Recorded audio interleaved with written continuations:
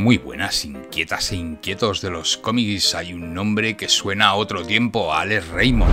Un tiempo de páginas dominicales a color, de cohetes plateados, princesas galácticas y detectives con pipa. Nació en 1909 en Nueva York. Raymond fue uno de los grandes pioneros del cómic norteamericano, aunque su pretensión era la ilustración en un principio, y estuvo muy influido por Mark Clark o John Lagata. Acabó dibujando cómics tras la depresión económica estadounidense de 1929, y menos mal que fue así, ya que Raymond como ilustrador tenía un buen nivel, pero no hubiera llegado a la leyenda que es hoy como dibujante de cómics.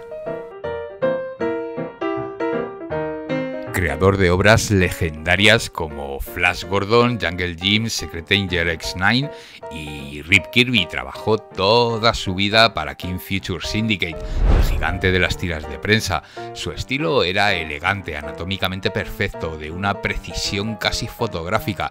Su legado, pues inmenso. Sin él no se habría creado Star Wars, ni Indiana Jones, ni quizá la estética heroica que hoy damos por sentada, e incluso influyó en el tempo narrativo de los comic book. Raymond ya utilizaba técnicas que habitualmente se utilizan en pintura para texturizar, como es el scratching o rayado, pero eso mejor que os lo cuenten profesionales del medio. Por cierto, podéis ver el enlace completo el vídeo completo en un enlace de la descripción. Siempre me habían gustado los brochazos estos salvajes que hacía Alex Raymond, pero en esta página es que ya era como que se pasaba, o sea, tenía cosas para acá, rayas para acá, la enredadera, o sea, era como ya el éxtasis el pincel seco. Yo no sabía ni qué era pincel seco en ese momento, pero me gustaba toda esa velocidad, ¿no?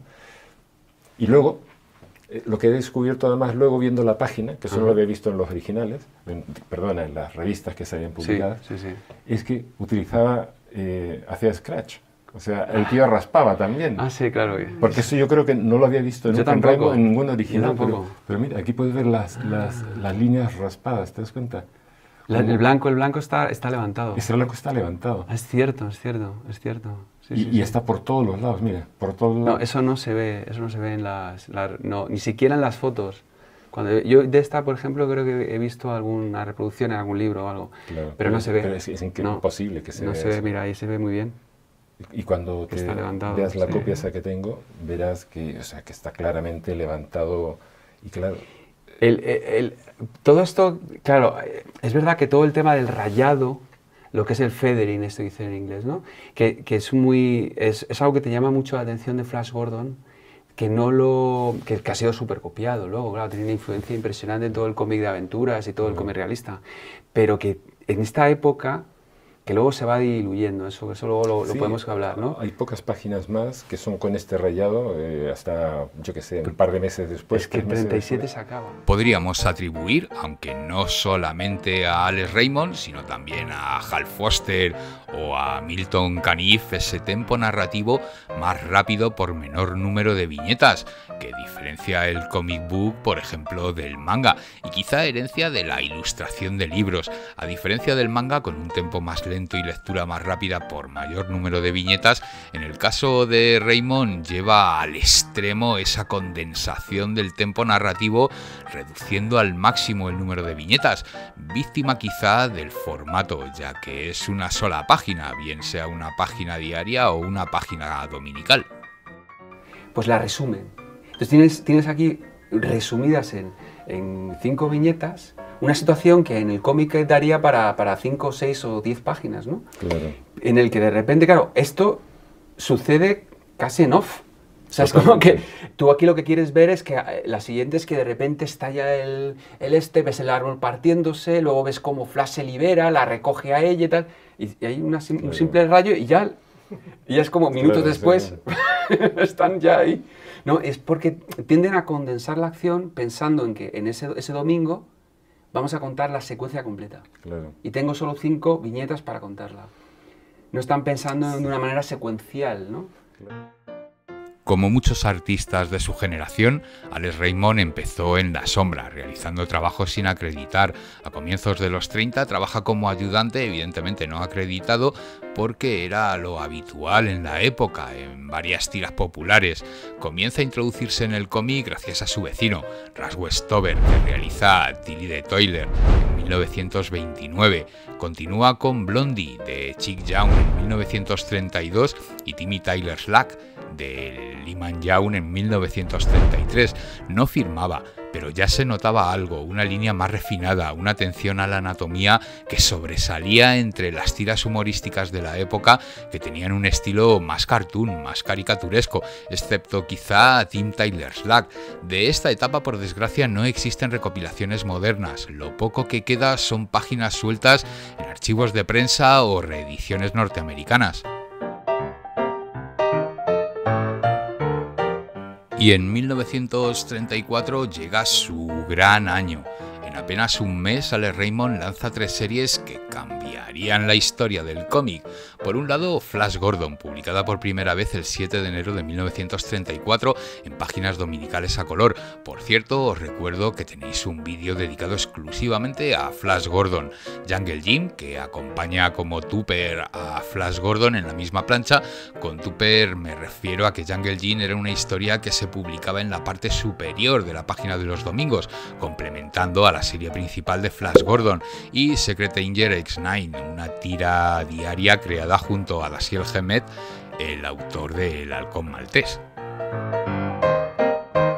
Y en este instante es cuando Raymond pasa de aprendiz a superestrella. En español lo tenemos publicado por Dolmen Editorial, que publicó Flash Gordon y Jim de la Jungla en la colección Sin Fronteras en 2017 a 2018, y en 2024 lanzó una edición integral en 2 tomos cartoné de 296 páginas cada uno, restaurados a color. Cada volumen acredita correctamente tanto a Alex Raymond al dibujo como a Don Moore al guión. Planeta Comic también editó Flash Gordon dentro de la colección Grandes del Cómic en 2006, en 2 tomos cartoné. Ojo, ya sé que Planeta reeditó una serie más larga de Flash Gordon, pero en este caso me refiero solamente a lo dibujado por Alex Raymond. Secret Agent X9 no tiene reedición moderna en castellano, aunque apareció fugazmente en la revista El Aventurero de Hispanoamericana en 1935.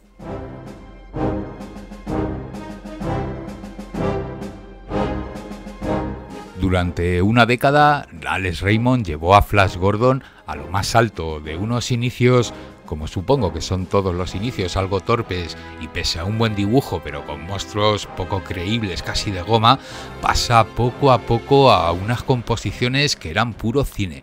Planos amplios, arquitecturas imposibles, cuerpos hercúleos y escenarios quizá anacrónicos que no corresponden con el futuro que se podía interpretar en la época, más próximos a la estética del siglo XIX y que en muchos casos han marcado la estética visual de los superhéroes pues hasta el día de hoy. Cada domingo era una superproducción en papel. Como anécdota, Alex Raymond presentó unas páginas, las primeras páginas de Flash Gordon, escritas por él mismo, y Dan Moore, el guionista, entró un poquito después, ya que le propondrían hacer una serie que plantara cara a la competencia, Buck Rogers.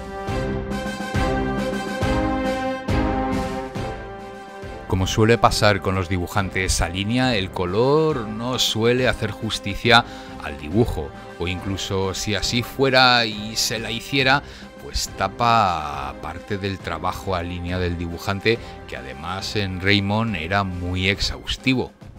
El estilo de pincel seco para crear estos grises, el problema que tenía Raymond era la reproducción, que como luego se reproducía... Y con color encima. Exacto. Se reproducía muy mal, no brillaba todo el trabajo que estaba poniendo, porque se empastaba. Es lo que le pasaba luego con todo el cross-hatching y todo esto que hace, que no se llega a ver nunca porque se empasta, esto queda negro prácticamente luego, y luego se colorea, se pone encima un filtro de color. Es que eso es interesante, porque cuando empieza Flash Gordon es el cómic más simple, lo que decíamos, ¿no? Las figuras con poca sombra y tal.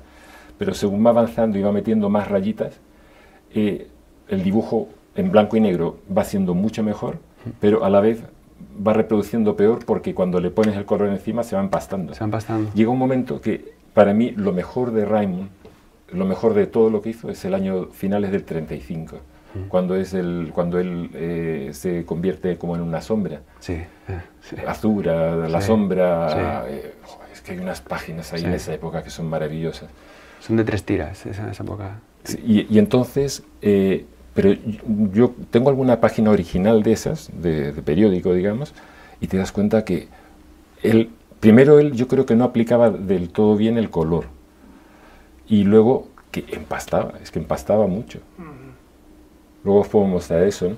Pero entonces en esta época todavía seguía con el rayado.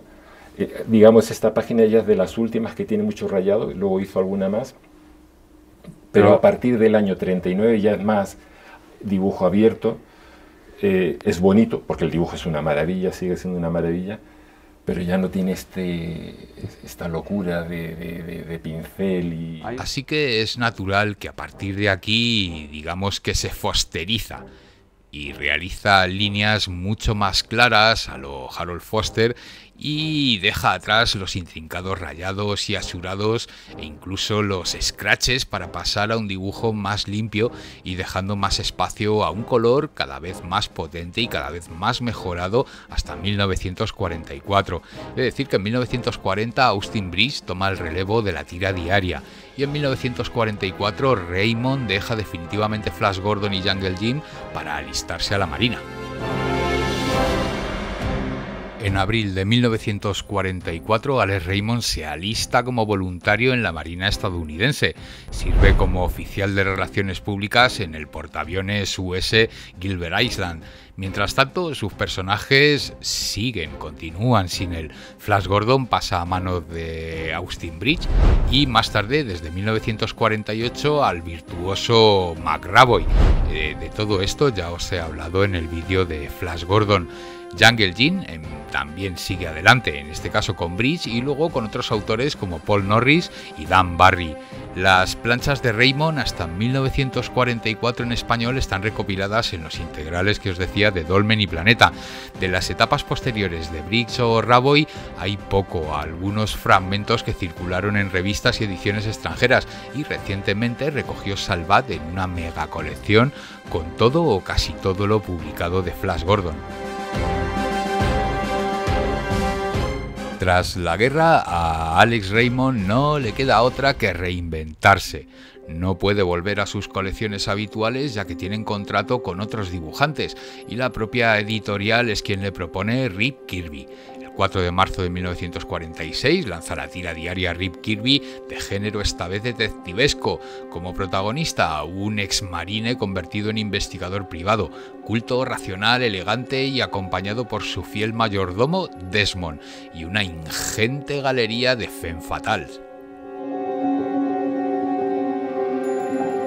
El guión inicial fue de Ward Green, que luego pasó a Fred Dickinson. Rip Kirby es probablemente la obra más madura y reflexiva de su carrera y donde no tendría problemas con el color, ya que es en blanco y negro, y precisamente por su género noir acabaría utilizando más el bloque de negros para precisamente esa atmósfera y ambientación que la obra necesita. Cada viñeta aparece una fotografía en blanco y negro, luces, sombras y gestos realistas muy típicos del cine negro de la época.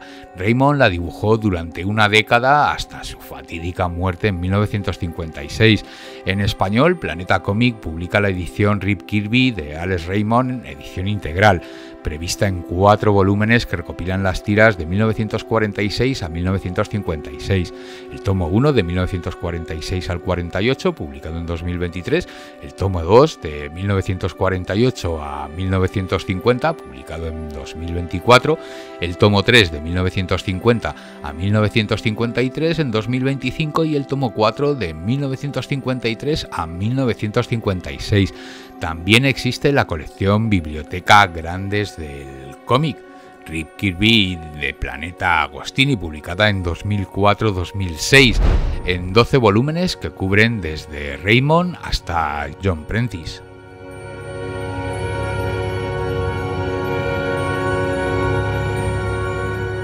Alex Raymond no solo dibujaba, componía escenas como si fueran cine, usaba el claroscuro con una elegancia que anticipó el noir. Su línea era pura anatomía, casi escultural, y cada personaje tenía una presencia física y una pose, una postura que definía su carácter. Entre los muchos artistas que lo veneraron están Al Williamson, que quizá heredó su sentido del detalle, Neil Adams, que llevó su realismo al cómic moderno, Frank Frazetta, que fue discípulo directo suyo y ayudante ocasional, y George Lucas, que citó Flash Gordon como una inspiración directa para Star Wars. Bueno, del tema George Lucas, Dino De Laurentiis y lo que ocurrió en las taquillas, bueno, pues está mucho más desarrollado y desgranado en el vídeo de Flash Gordon. El 6 de septiembre de 1956, desgraciadamente, fallece Alex Raymond. Muere en un accidente de coche a la temprana edad de 46 años mientras conducía el Corvette de su amigo y dibujante Stan Drake. Una muerte absurda que truncó a uno de los grandes innovadores del medio. Tras su fallecimiento, Rick Kirby continuó bajo la mano de John Prentice, que mantuvo la tira hasta, creo que fue 1999. Alex Raymond fue el dibujante que hizo del cómic una forma de arte. Antes de él, las tiras eran simples pasatiempos. Después fueron épicas visuales. Su trazo definió el ideal heroico del siglo XX y su influencia pues aún sigue viva en cada página de ciencia ficción, cada héroe espacial, cada detective elegante. Si queréis explorar su obra, pues buscad los integrales de Dolmen y Planeta Cómic, que están muy bien, y prepárate para viajar a una época en la que la aventura tenía nombre propio, Alex Raymond. Seguro que has conocido algún fragmento de su obra. Déjame qué te parece en comentarios, dale al like si es que te gustó el vídeo y suscríbete y enchufa la campanita, que eso ayuda mucho a que el canal siga creciendo. Y si quieres saber más sobre autores de cómic, pincha en alguno de estos enlaces que muy probablemente te interesan.